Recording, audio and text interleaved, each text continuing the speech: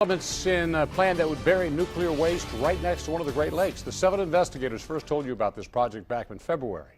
Now, investigator Ross Jones in our newsroom with more on the big developments today. Ross? Stephen, good evening. Ontario Power Generation wants to store millions of gallons of nuclear waste right next to Lake Huron. And now they are one step closer to making that happen. It is good news for the company, but in our own backyard, it has not received a warm reception. When you have nuclear waste, it's not as though it dissipates, next year. It's going to be around for tens of thousands of years. That was Congresswoman Candice Miller speaking earlier today on The Now, upset over the prospect of nuclear waste being stored underground near Michigan's most valuable resource.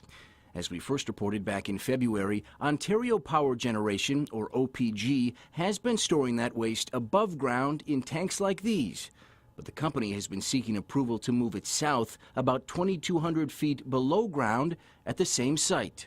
It would put tons of radioactive nuclear waste, enough to fill 80 Olympic-sized swimming pools 3/4 of a mile from Lake Huron.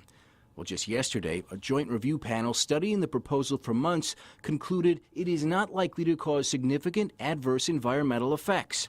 OPG says their plan is safe because it would store the waste under limestone that hasn't moved in hundreds of millions of years.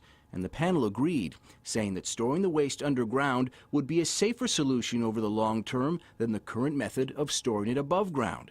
OPG's Vice President Jerry Quito told us the same thing when we spoke with him earlier this year. This is about the science that tells us that the rock under this site is absolutely perfect rock for this type of facility.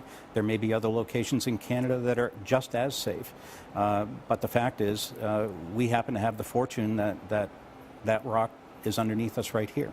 But scores of others that have fought OPG's proposal pledge that they still will.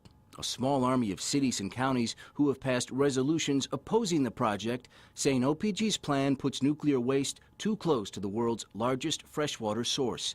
Congresswoman Miller says despite OPG's sound science, the company's plan simply isn't worth the risk.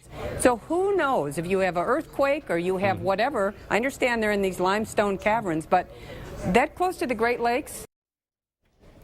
Now, the project still has not received final approval. OPG still needs to get the go-ahead from Canada's environmental minister, which could take several months. If they get that, then OPG can seek a construction license to begin work. Of course, we'll keep watching it.